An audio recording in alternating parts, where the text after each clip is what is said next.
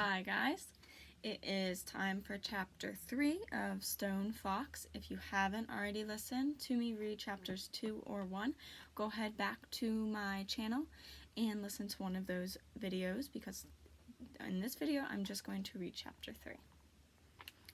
Alright, chapter 3 is called Searchlight. It's easy to tell when it's winter in Wyoming. There is snow on everything, the trees, the houses, the roads, the fields, and even the people. If they stay outside long enough, it's not a dirty snow, it's a clean, soft snow that rests like a blanket over the entire state.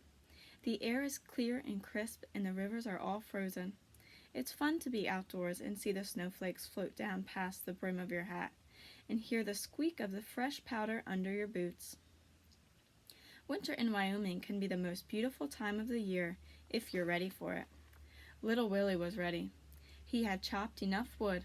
They would not be cold. He had stocked enough food. They would not go hungry.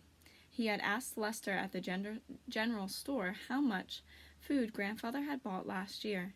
Then he had purchased the same amount. This would be more than enough, because Grandfather wasn't eating very much these days.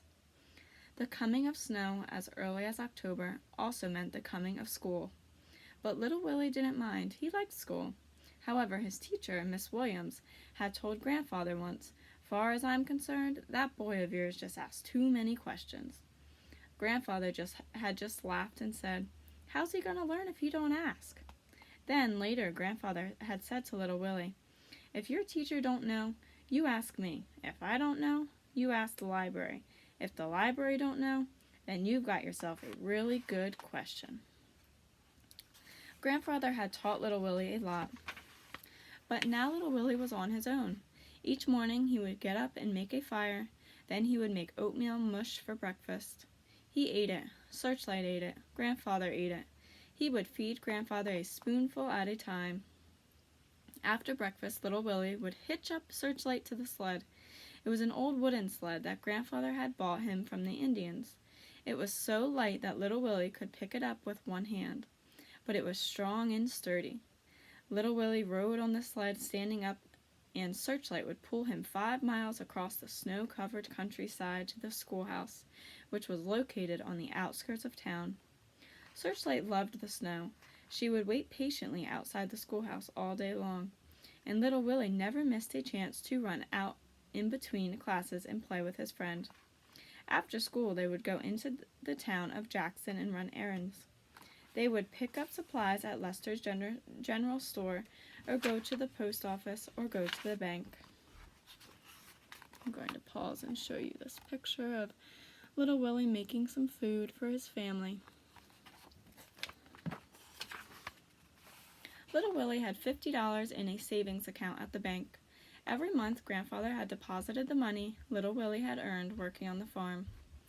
"Don't thank me," Grandfather would say. "You earned it. You're a good little worker, and I'm proud of you."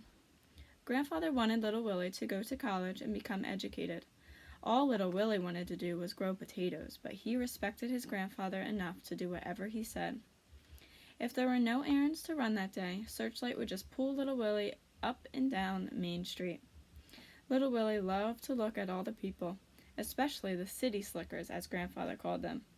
Why, they didn't know a potato from a peanut, Grandfather said, and their hands were as pink and soft as a baby's. You couldn't miss the city slickers.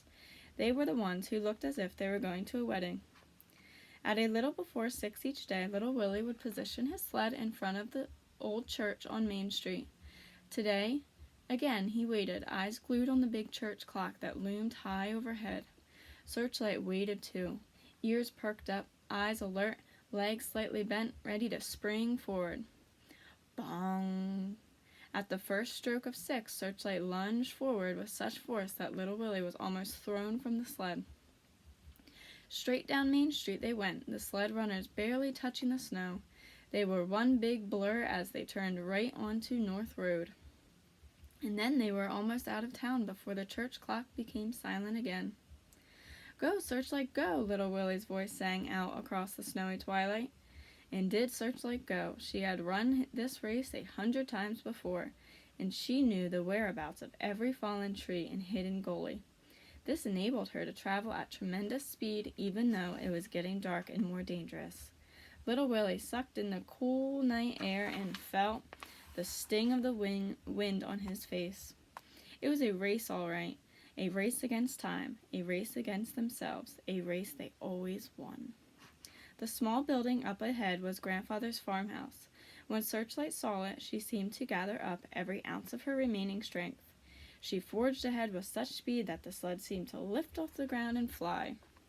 They were so exhausted when they arrived at the house that neither of them noticed the horse tied up outside. Little Willie unhitched Searchlight, and then both of them tumbled over onto their backs in the snow and stared up at the moon. Searchlight had her head and one paw on Little Willie's chest and was licking the underside of his chin. Little Willie had a hold of Searchlight's ear and he was grinning. The owner of the horse stood on the front porch and watched them, tapping his foot impatiently. Alrighty, guys. You can read the discussion question in the description of this video and comment your answer in the comments if you would like. Tomorrow we will read chapter 4.